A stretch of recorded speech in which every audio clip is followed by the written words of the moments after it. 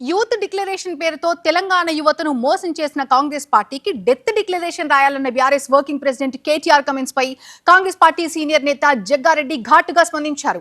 Counter గా తెలంగాణ రాకముందు రోజుల్ని గుర్తు చేశారు. ఇప్పుడు ఆ డైలాగ్ వార్ ఇప్పుడు చూద్దాం. ఒక మెసేజ్ పోవాలి పార్టీలకు, రాజకీయ నాయకులకు.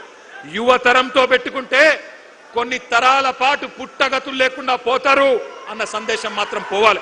అందుకే యూత్ డిక్లరేషన్ పేరుతో చీట్ చేసిన ప్రియాంక గాంధీకి, కాంగ్రెస్ పార్టీకి, రాహుల్ గాంధీకి, రేవంత్ రెడ్డికి మీరు డెత్ డిక్లరేషన్ రాయాలని చెప్పి నేను హృదయపూర్వకంగా మిమ్మల్ని కోరుతా ఉన్నా.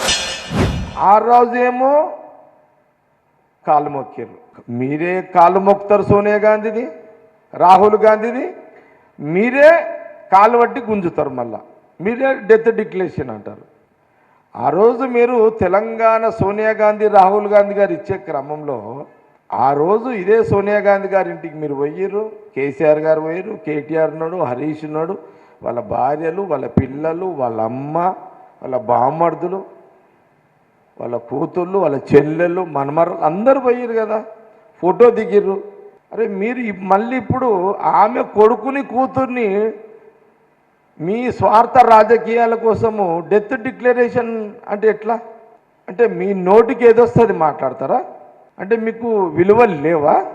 మీకు అందుకే అన్న, మీకు విలువలు లేవు, విలువలతో కూడుకున్న రాజకీయం చేయరు, మీకు అందుకే గుణాచారం లేదు, నియతి లేదు అన్నమాట. అందుకే